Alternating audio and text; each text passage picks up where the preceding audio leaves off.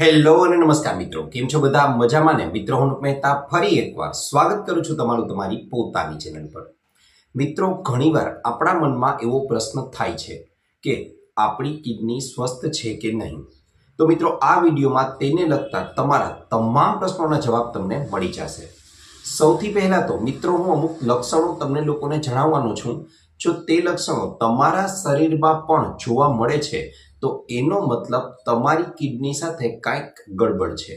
કયા છે તે લક્ષણો જણાવી દઉં. સૌથી પહેલા તો તમારા પેશાબ જે આવે છે તેની માત્રામાં એકાએક જ ખૂબ જ વધારો થવો અથવા તો ઘટાડો થવો.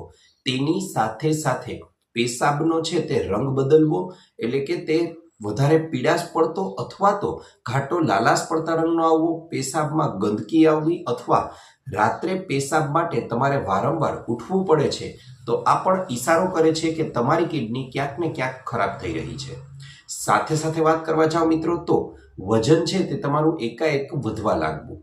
તેની સાથે કિડની જે બંને ભાગોમાં શરીરમાં હોય છે પાછળના ભાગે, તે જગ્યાએ તમને લોકોને દુખાવો થવો અથવા કંઈક અજુગતું લાગવું, અથવા તેની સાથે સાથે તમે લોકો મહત્વનું લક્ષણ જાણજો મિત્રો કે વહેલી સવારે જ્યારે ઉઠો છો ત્યારે તમારી આંખોની નીચે અથવા ઉપરના ભાગમાં અથવા તો તમારા પગમાં એકદમ સોજો દેખાવો અથવા તો ઉપસી ગયેલું જણાતું હોય તો તે લક્ષણો પણ સ્પષ્ટ સૂચન કરે છે કે તમારી કિડની સાથે કંઈક ગડબડ થઈ રહી છે. તમારી કિડની છે તે ફેલ થવાની શક્યતાઓ ખૂબ જ વધારે વધી ગઈ છે.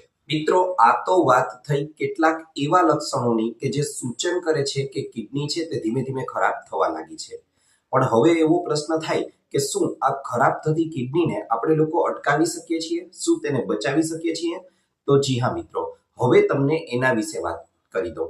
મિત્રો, જ્યારે વાત કરવામાં આવે ને સ્વાસ્થ્યની, ત્યારે એવું બને છે કે આપણે લોકો મગજની વાત કરીએ છીએ, લીવરની વાત કરીએ છીએ, હૃદયની વાત પણ કરીએ છીએ, પરંતુ એક આપણા શરીરનું મહત્વનું અંગ છે કે જે સતત રાત અને દિવસ ઊભા રહ્યા વિના આપણા માટે કામ કર્યા કરે છે, તેના વિશે ક્યારેય આપણે વાત કરતા જ નથી, અને એ છે આપણી કિડનીઓ. જી હા મિત્રો, કિડની છે તે એક એવો કલાકાર છે, તે પડદા પાછળનો એક એવો કલાકાર છે કે જે 24 કલાક કાર્ય કર્યા કરે છે કે જેથી કરીને કાર્યક્રમમાં કોઈ જ પ્રકારનો વિક્ષેપ છે તે ન પડે.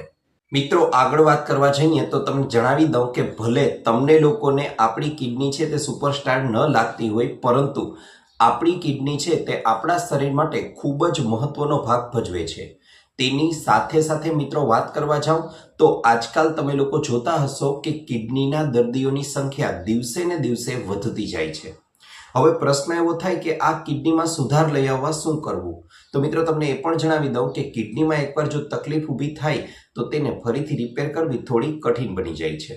તેની સાથે સાથે જો કિડનીને ફરીથી સ્વસ્થ અને તંદુરસ્ત બનાવવી હોય તો તેના માટેનો સૌથી પાયાનો અને મહત્વનો ફેરફાર છે એ છે આપણી ખાણીપીણી. જી હા મિત્રો, તેમાં ફેરફાર કરશું તો ઘણો બધો ફેરફાર આપણી કિડનીમાં પણ થઈ જશે.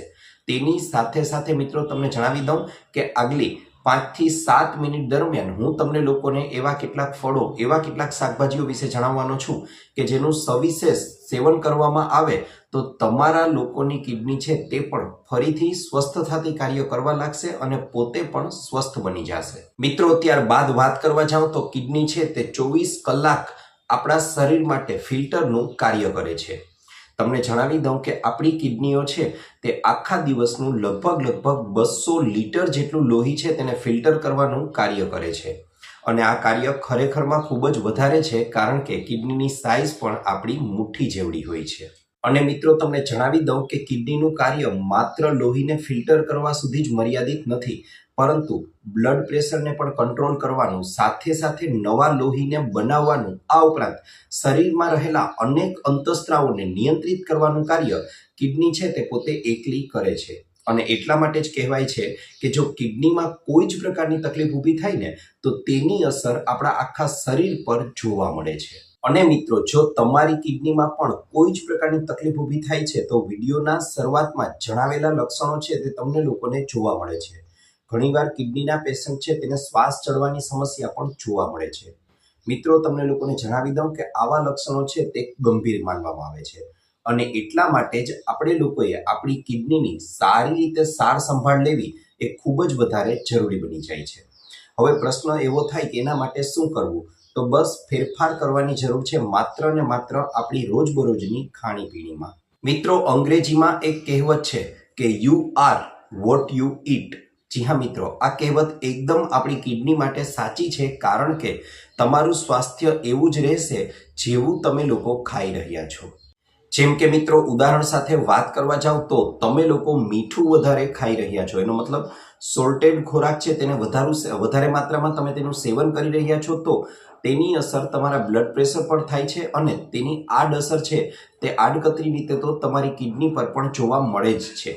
તેની સાથે સાથે વાત કરવા જાઓ તો તમે લોકો વધારે સ્વીટ ખોરાક લઈ રહ્યા છો, વધારે મીઠી વસ્તુઓ ખાઈ રહ્યા છો, તેની સાથે સાથે વધારે માત્રામાં આલ્કોહોલનું સેવન કરી રહ્યા છો, કે પછી તમારી લાઈફમાં વધારે પડતો સ્ટ્રેસ આવી ગયો છે, તો તેની અસર પણ આપણી કિડનીને થાય છે અને તેના પરિણામ સ્વરૂપે આપણી કિડનીઓ છે તે ધીમે ધીમે ખરાબ થવાની શરૂઆત થઈ જાય છે. પણ મિત્રો, તમને જણાવી દઉં તો ચિંતા કરવાની જરૂર નથી, કારણ કે સારા સમાચાર એ છે કે કુદરતે આપણને એવી ઘણી બધી વસ્તુઓ આપેલી છે કે જેનું જો નિયમિત રીતે અને ભરપૂર માત્રામાં સેવન કરવામાં આવે તો આપણી કિડનીઓ છે તેને સરસ મજાની અને સ્વસ્થ રાખી શકાય છે.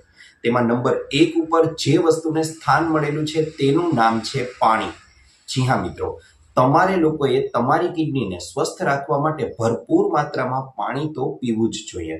અને પાણી ભરપૂર માત્રામાં પીશો એટલે બનશે એવું કે તમારી કિડની છે તે સારી રીતે કાર્ય કરી શકશે અને તેના પરિણામ સ્વરૂપે શરીરમાં ઉત્પન્ન થતા ઝેરી તત્વો છે તેનો સરળતાથી તે નિકાલ પણ કરી શકે છે. મિત્રો, તમને જણાવી દઉં કે જો તમે લોકો પણ ઓછું પાણી પી રહ્યા છો તો કદાચ એવું બને કે 1-2 મહિનામાં તેની કોઈ અસર તમારા શરીર પર ન જોવા પડે, પણ તમને જણાવી દઉં કે લાંબા ગાળે તો તેની ગંભીર અસરો છે તે તમારી કિડની પર જોવા મળે જ છે. હવે ઘણા લોકોનો એવો પ્રશ્ન મિત્રો હોય છે કે આપણે પૂરતી માત્રામાં પાણી પીએ છીએ કે નહીં તે નક્કી કેમ કરવું? તો એ પણ મિત્રો તમને જણાવી દઉં કે તમારા લોકોનો જે પેશાબ આવે છે તેનો રંગ એકદમ લાલાશ પડતો અથવા ઘાટો પીળો હોય તો એનો મતલબ એવો થાય કે તમે તમારા શરીરને પૂરતું પાણી નથી આપી રહ્યા.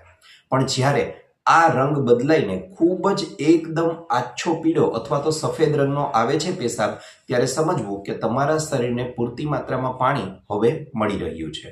મિત્રો, બીજી વસ્તુ જે તમારી કિડનીને બચાવે છે આવી જુદી જુદી પ્રકારની સમસ્યાઓથી, તેની સાથે સાથે તે કિડનીને ડેમેજ થયેલું પણ પાછું રિકવર કરી શકે છે, તો એ વસ્તુનું નામ છે ક્રેનબેરી, કે જેને ગુજરાતીમાં આપણે લોકો કરમદા તરીકે પણ ઓળખીએ છીએ. જી હા મિત્રો, પોષક તત્વોથી ભરપૂર આ કરમદા છે તેને તમે લોકો સીધા જ ખાઈ શકો છો અથવા તો તેનું જ્યુસ પણ પી શકો છો. તેનાથી તમારી કિડનીને ભરપૂર માત્રામાં ફાયદો થશે. સાથે સાથે મિત્રો, વાત કરવા જાઉં તો આગળની વસ્તુ જે આવે છે કે જે કિડની માટે ખૂબ જ સારી માનવામાં આવી છે, તેનું નામ છે લાલ કલરના સિમલા મરચાં. જી હા મિત્રો, લાલ કલરના સિમલા મરચાં છે તે vitamin A, vitamin C, vitamin B6 અને જુદા જુદા પ્રકારના એન્ટીઓક્સિડન્ટથી ભરપૂર હોય છે અને આપણી કિડનીનું રક્ષણ કરવાનું કાર્ય ખૂબ જ સારી રીતે કરે છે. મિત્રો, ત્યારબાદના ફળો અને શાકભાજીની વાત કરવા જાઉં તો તમારે લોકોએ તમારા ખોરાકમાં રોજે રોજ કોબીને સ્થાન ચોક્કસથી આપવું જ જોઈએ. તેની સાથે સાથે બ્લુબેરી છે, સફરજન છે, લસણ છે, ડુંગળી છે, આ એવી વસ્તુઓ છે કે જેને તમે જુદી જુદી રીતે લઈ શકો છો. જેમ કે કોબીને સીધી જ લઈ શકો છો, તેનું શાક બનાવીને ખાઈ શકો છો, સંભારો બનાવી શકો છો. લસણને વહેલી સવારે તમે કાચું જ લઈ શકો છો પાણીની સાથે તેના પૂરતા લાભ મેળવવા માટે. ડુંગળી છે તો તેનું તમે રાત્રિના સલાડમાં સારી રીતે ઉપયોગ કરી શકો છો અને ડુંગળીના ભરપૂર ફાયદા મેળવવા માટે તેને કાચી જ ખાવાનો આગ્રહ આપણે લોકોએ રાખવો જોઈએ. સાથે સાથે રોજનું એક સફરજન તો ખાવું જ જોઈએ, કારણ કે તમે લોકોએ પણ પેલી કહેવત તો સાંભળી જ હશે અંગ્રેજીની કે an apple a day keep doctor અવે. જી હા મિત્રો, એના પરથી એક સફરજન ખાવું જોઈએ. તે આપણી કિડનીને બચાવવાનું કાર્ય ખૂબ સારી રીતે કરે છે. મિત્રો, સાથે સાથે વાત કરવા જાઉં તો હંમેશા સ્મોકિંગથી, આલ્કોહોલથી દૂર રહેવું, બને તેટલો બહારનો ખોરાક ઓછો લેવો. સાથે સાથે ઠંડા પીણા એટલે કે કોલ્ડ ડ્રિંક્સથી પણ દૂર રહેવું, આઈસ્ક્રીમથી પણ ઓછું કરી દેવું.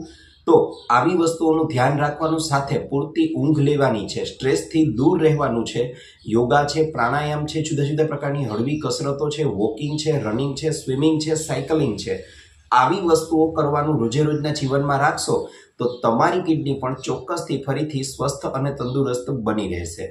તો મિત્રો, આ તો હતો અમારો આજનો વિડીયો અને હું આશા રાખું છું કે આપને અમારા વિડીયોમાંથી કંઈક આજે નવું જાણવા મળ્યું હશે. જો વિડીયો ગમ્યો હોય તો વિડીયોને લાઇક કરજો અને ચેનલને સબસ્ક્રાઇબ કરજો. સાથે સાથે આપને પણ કોઈ હેલ્થ કે બ્યુટી સંબંધિત સમસ્યા હોય તો એ પણ જણાવજો. અમે તેને અનુરૂપ પણ નવા વિડીયો લાવવાનો પૂરતો પ્રયાસ કરીશું. આપનો ખૂબ ખૂબ આભાર.